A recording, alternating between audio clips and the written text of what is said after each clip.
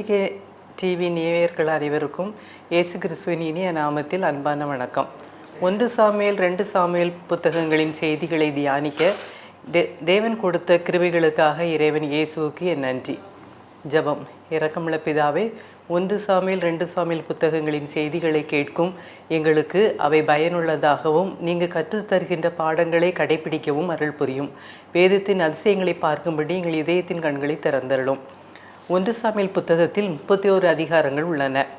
இஸ்ரவேல் மக்கள் ஒரு ராஜாவின் கீழ் வாழ்வின் தொடக்கமாக இவ்வதிகாரங்கள் அமைகின்றன. கர்த்தரால் ஆதி மனிதன் படைக்கப்பட்டு கடவுளோடு தொடர்பு கொண்டு கடவுளோடு வாழ்ந்தவர்கள் பின் நாட்களில் பாவம் செய்து ஏதேன் தோட்டத்தை விட்டு துரத்தப்பட்டு பின் பெருங்கூட்டமாக பெருகி வாழ்கின்றனர். ஆபிரகாமின் சந்ததி, ஈசாக்கு, யாக்கோபு, யோசேப்பு, இப்படியாக வரலாறு சென்று கொண்டிருக்கின்றது. யோசேப்பின் காலத்தில் எகிப்திற்கு 70 பேர் கொண்ட கூட்டம் செல்லுகின்றது. பின்னர் பெருந்திரள் கூட்டமாக அங்கே மாறி பார்வோன் என்ற அரசனின் ஆட்சியின் கீழ் கொடுமைப்படுத்தப்பட்டனர். அடிமைகளாக வாழ்ந்த ஜனங்கள் 430 வருடங்களுக்கு பிறகு மோசே மூலமாக விடுதலை பெற்று வந்தனர். அவர்கள் ஆண்டவரை ஆராதிக்கும் ஜனங்களாக வாழ வேண்டும் என்ற நோக்கத்தில் மோசேயின் மூலம் வழிநடத்தப்பட்டு வந்தனர். மோசேயின் மூலம் ஆசாரிப்பு கூடாரம் எவ்வாறு உருவாக்கப்பட வேண்டும், அங்கு ஆசாரியர்கள் மற்றும் லேவியர்கள் மூலம் எப்படி பலி செலுத்தப்பட வேண்டும், கடவுளோடு வாழும் வாழ்வை எப்படி பெற்றுக்கொள்ள வேண்டும் என்பதை கற்றுக்கொண்டனர். சட்டத்திட்டங்கள், நியாயப்பிரமாணங்கள் கொடுக்கப்படுகின்றது. மோசேக்கு பின் யோசுவா இஸ்ரவேல் ஜனங்களை வழிநடத்துகின்றார். பின்னர் நியாயாதிபதிகள் வழிநடத்துகின்றனர். நியாயாதிபதிகளுக்கு அடுத்து இஸ்ரவேல் ஜனங்கள் எங்களுக்கு ராஜா வேண்டும் என்று கேட்கின்றனர். ராஜா எங்களை ஆளுகை செய்ய வேண்டும் என்றனர். சுற்றியிருந்த பிற இனத்தவர்களுக்கு அரசர்கள் இருந்ததால் இஸ்ரவேலர்களும் பகைவர்களை எதிர்த்து போராட தங்களுக்கு அரசர் வேண்டும் என்று எண்ணினார்கள். அதிலும் யூதர் தங்கியிருந்த நாட்டிற்கு அருகே வசித்த பெலிஸ்தர்கள் என்னும் வலிமை மிகுந்தவர்களுடன் பகை ஏற்பட்ட பிறகு யூத வீரர்கள் அனைவரும் ஒன்று சேர்ந்து சேனையாக அணிவகுத்து செயலாற்ற ஒரு தலைவன் வேண்டியதாயிருந்ததால் அரசன் ஒருவனை தேர்ந்தெடுத்து முடிசூட்ட வேண்டும் என்று எண்ணுகின்றார்கள். அன்னாள் என்ற பெண்மணி குழந்தையில்லாத நிலையில் தனக்கு ஒரு மகன் பிறந்தால் அவனை இறைவனின் ஆலயத்தில் பணி செய்ய அர்ப்பணிப்பேன் என்று நேர்ச்சை செய்து அவ்வாறு குழந்தை பிறந்தவுடன் குழந்தை பருவத்திலேயே ஏலி என்ற ஆசாரியனின் பொறுப்பில் விடப்பட்டான். சிறு வயதிலிருந்து வழிபாட்டு முறைகளை நன்கு பயின்று பெரியவனானான். பின் மக்களால் மதிக்கப்பட்டவனும் யூதர்களிடையே ஏற்படும் வழக்குகளை விசாரித்து நியாயம் தீர்ப்பளித்து நியாயாதிபதியாக பணியாற்றினார் சாமுவேலிடம் தங்களுக்கு ராஜா வேண்டும் என்பதை தெரிவிக்கின்றனர். சாமுவேல் இறைவனிடம் அதை முறையிடுகின்றார். மட்டுமல்ல, சாமுவேல் மக்களிடம், அரசன் உங்களை ஆட்சி செய்வான், உங்களை தேரோட்டிகளாகவும் நிலத்தை உழுதல், போர்க்கருவிகள் செய்தல், இன்னும் இப்படிப்பட்ட வேலைகளை செய்வதற்காக உங்களை நடத்துவான் என்று கூறுகின்றார். ஆனாலும் இஸ்ரவேல் மக்கள் இன்னும் எங்களுக்கு ராஜா வேண்டும் என்பதில் உறுதியாக இருக்கின்றனர். ஆனால் மக்கள் சாமுவேலின் குரலுக்கு செவி கொடுக்கவில்லை. 1 சாமுவேல் 8:19 எங்களுக்கு ராஜா வேண்டும் என்று உறுதியாக கூறுவதை நாம் காண்கின்றோம். தீர்க்கதரிசிகளை கொண்டு நடத்துவதை அவர்கள் விரும்பவில்லை. இந்நிலையில் கீசின் கழுதைகள் காணாமல் போக அவருடைய மகன் சவுல் அதனை தேடி வந்து அதை கண்டுபிடிக்க முடியவில்லை. தம்முடைய தகப்பன் கழுதைகளுக்காக கவலைப்படுவதை விட்டு நமக்காக கவலைப்பட ஆரம்பித்து விடக்கூடாது என்று எண்ணி திரும்ப வேண்டும் என்று நினைக்கின்றார்கள். அந்நிலையில் தீர்க்கதரிசி ஒருவரை சந்திக்கலாம் என்ற ஆலோசனையின்படி சாமுவேலை சந்திப்பதற்காக செல்லுகின்றார்கள். சாமுவேல் தன்னிடம் கடவுள் பேசியபடி சவுலை தைல கொம்பினால் ராஜாவாக அபிஷேகம் செய்கிறார். பின்னர் சவுல் ராஜாவாகி அரசாட்சி செய்கிறார். சில போர்களை சந்திக்கிறார். அமோனியரை தோற்கடிக்கின்றார். 1 சாமுவேல் 11ஆம் அதிகாரத்தில் அதற்கு பின்னர் பெலிஸ்தியருடன் போர் வருகின்றது. பல போர்களில் வெற்றி அடைகின்றார். எனினும் அமலேக்கியருடன் போர் புரியும் பொழுது கொழுமையான பதார்த்தங்களை அழித்துவிட வேண்டும் என்று கூறுகின்றார். ஆனால் கீழ்ப்படியாமல் கொழுமையான பொருட்கள் அங்கிருந்து எடுத்து கொண்டு வரப்படுகின்றது. சாமுவேல் அவர்களிடம், கர்த்தருடைய சொல்லை கேளாமல் கொள்ளையில் மேல் பறந்து கர்த்தருடைய பார்வைக்கு பொல்லாப்பானதை செய்தது என்ன என்றான். அதற்கு அவர்கள், கர்த்தருக்கு கில்காலிலே பலியிடுவதற்காக கொள்ளையிலே சாபத்தீடாகும் மாடு மாடுகளில் பிரதானமானவைகளை பிடித்து கொண்டு வந்தார்கள் என்று கூறப்படுகின்றது. அதற்கு சாமுவேல், கர்த்தருடைய சத்தத்திற்கு கீழ்ப்படுகிறதை பார்க்கிலும் சர்வாங்க தகனங்களும் பலிகளும் கர்த்தருக்கு பிரியமாயிருக்குமோ என்கிறார். பலியிடுவதை பார்க்கிலும் கீழ்ப்படிதலும் ஆட்டுக்கடாக்களின் இனத்தை பார்க்கிலும் செவி கொடுத்தலும் உத்தமம். எனவே கர்த்தர் சொல்வதற்கு அப்படியே கீழ்ப்படிதல் வேண்டும் என்று இங்கு வலியுறுத்தப்படுகின்றது. மட்டுமல்ல, ரெண்டகம் பண்ணுதல் பில்லி சூனியத்திற்கும் முரட்டாட்டம் பண்ணுதல் அவபக்திக்கும் விக்கிரக ஆராதனைக்கும் சரியாக இருக்கிறது என்று எச்சரிப்பதையும் நாம் காணலாம். 1 சாமுவேல் 15:21 முதல் 23 வசனங்கள் இதனை கூறுகின்றன. இந்நிலையில் கோலியாத் என்ற ஒரு வீரன் எழும்புகின்றான். அவன் சவுலின் சேவகர்களை பார்த்து, உங்களில் ஒருவரை தெரிந்து கொள்ளுங்கள், அவன் என்னிடத்தில் வரட்டும், அவன் என்னோடு யுத்தம் பண்ணவும் என்னை கொல்லவும் சமர்த்தனானால் நாங்கள் உங்களுக்கு வேலைக்காரராய் இருப்போம். நான் அவனை ஜெயித்து கொள்வேனானால் நீங்கள் எங்களுக்கு வேலைக்காரராய் இருந்து எங்களை சேவிக்க வேண்டும் என்று சொல்லி இஸ்ரவேலுடைய சேனைகளை நிந்திக்கின்றான். யாரும் கோலியாத்தை முறியடிக்க முன்வரவில்லை. இந்நிலையில் இராணுவத்தில் இருக்கும் சகோதரர்களை பார்க்க வந்த தாவீது, நான் இந்த கோலியாத்தை வெல்வேன் என்கிறார். இஸ்ரவேலை நிந்தித்து நின்ற கோலியாத்தை பார்த்த தாவீது, ஜீவனுள்ள தேவனுடைய சேனைகளை நிந்திக்கிறதற்கு இந்த விருத்த சேதனம் இல்லாத பெலிஸ்தன் எம்மாத்திரம் என்றான். 1 சாமுவேல் 17:34 முதல் உள்ள வசனங்களில் இதை காணலாம். என் தகப்பனுடைய ஆடுகளை மேய்த்து கொண்டிருக்கும் பொழுது ஒரு விசை சிங்கமும் ஒரு விசை கரடியும் வந்து மந்தையில் இருக்கிற ஆட்டை பிடித்து கொண்டது. அதை தொடர்ந்து போய் அடித்து அதை அதன் வாய்க்கு தப்புவித்தேன். இந்த விருத்த சேதனம் இல்லாத பெலிஸ்தனும் அதனை போன்று ஒருவன்தான் என்று கூறுகின்றான். மட்டுமல்ல, தாவீது 5 கூழாங்கற்களை எடுத்துக்கொண்டு, நீ நிந்தித்த இஸ்ரவேலுடைய இராணுவங்களின் தேவனாகிய கர்த்தரின் நாமத்தில் உன்னிடத்தில் வருகிறேன் என்று கூறி ஒரு கல்லை கவனிலே வைத்து சுழற்றி பெலிஸ்தனுடைய நெற்றியில் பட எறிகின்றான். அக்கல் அவனுடைய நெற்றியில் பதிந்தது, இறந்தான். இஸ்ரவேலர்கள் தாவீதினுடைய வெற்றியை புகழ்ந்து பாடியதால் சவுல் தாவீதை பகைக்கிறான். மட்டுமல்ல, தன்னுடைய அரசு பதவியை இழக்க நேரிடுமோ என்ற பயத்தினால் தாவீதை கொல்லுவதற்காக வகை தேடுகிறான். சவுலின் மகன் யோனத்தான் ஒரு நல்ல நண்பனாக இருந்து தாவீதிற்கு உதவுகின்றான். கர்த்தர் அவனை எல்லா தீங்கிற்கும் தப்பி வைக்கிறார். சவுலின் மகன் யோனத்தான் தாவீதின் வீரத்தையும் நாட்டுப்பற்றையும் கண்டு அவனுக்கு சிறந்த நண்பனானான் என்று கூறப்பட்டுள்ளது. சவுல் தாவீதின் மேல் பொறாமை காரணமாக அரசியலில் தனக்கு துணை நின்றவர்களோடு சேர்ந்து ஆலோசிக்காமல் சில நேரங்களில் அவருடைய கருத்தையும் மீறி தன் மருமகன் என்று எண்ணாமல் நடந்து கொண்டதினால் நன்மதிப்பை இழந்தான்.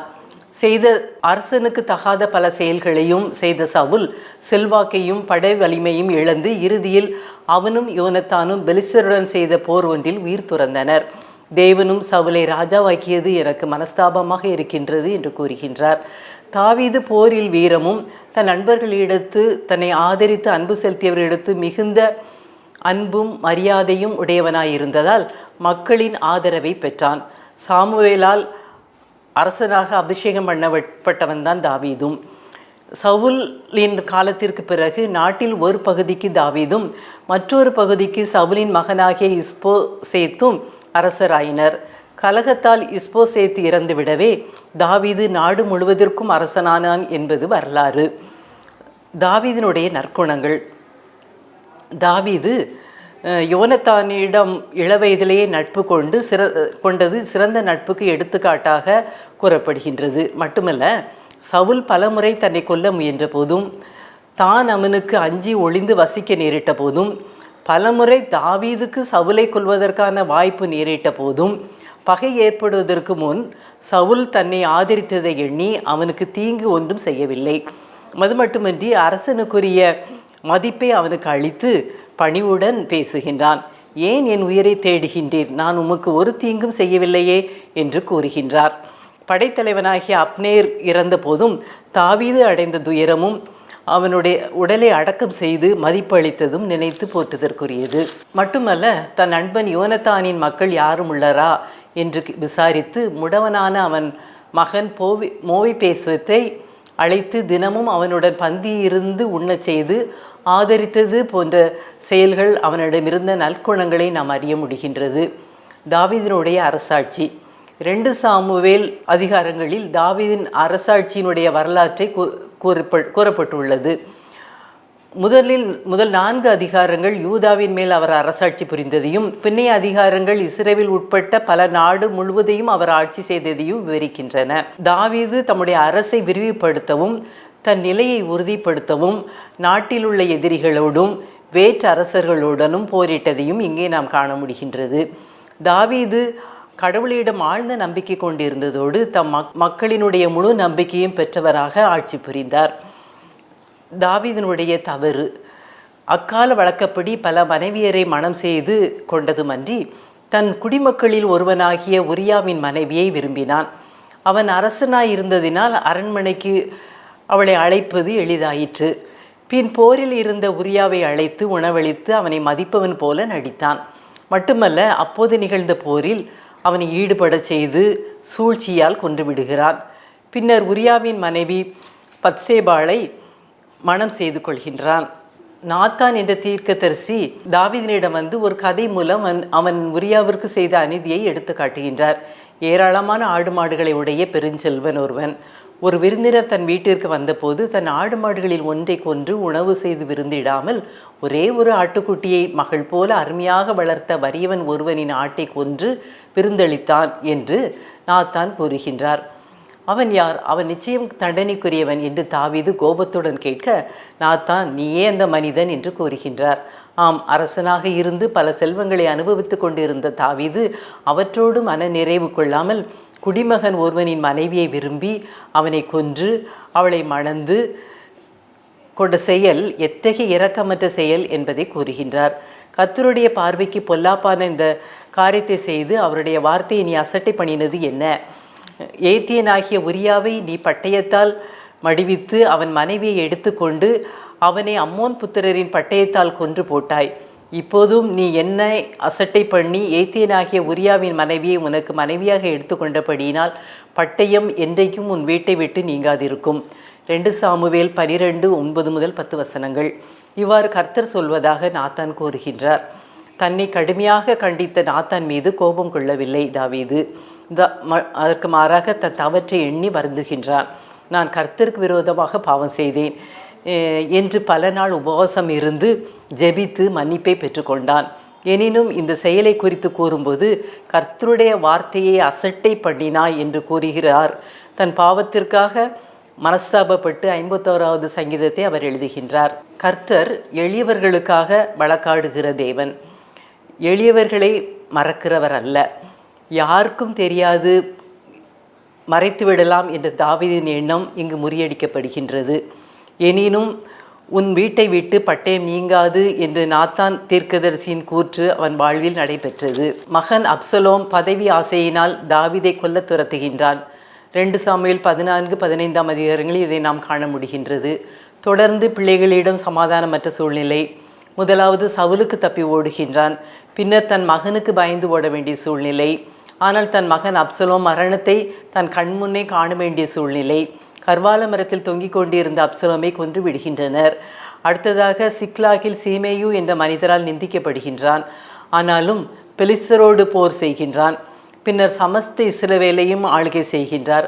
பல இடங்களில் வெற்றி பெற்றாலும் வேதனை அடைகிற சூழ்நிலைகளையும் நாம் காண முடிகின்றது.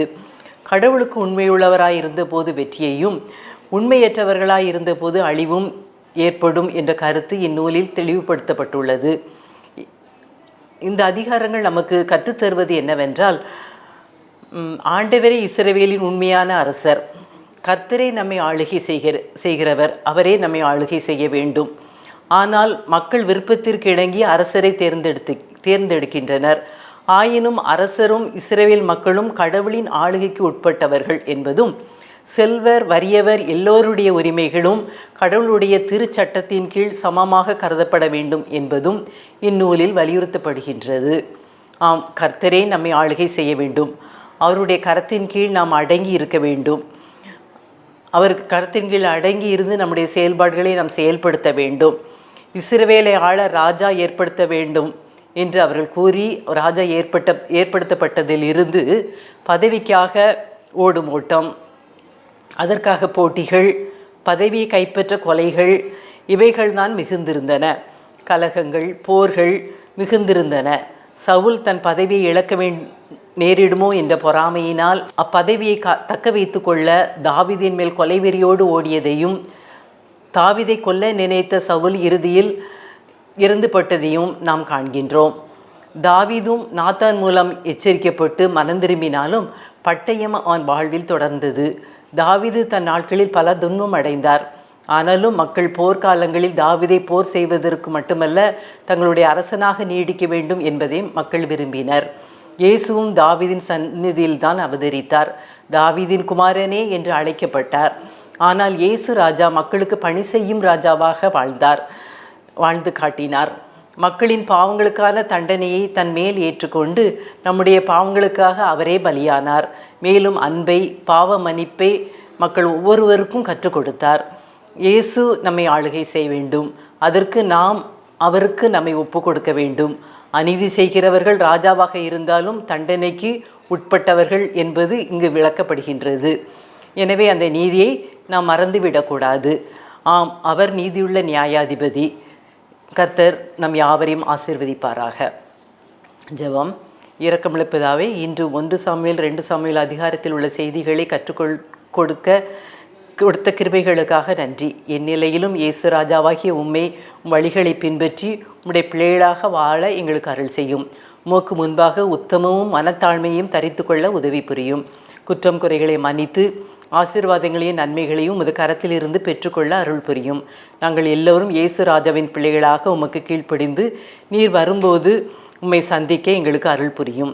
இயேசுவின் நாமத்தில் பிதாவே, ஆமேன்.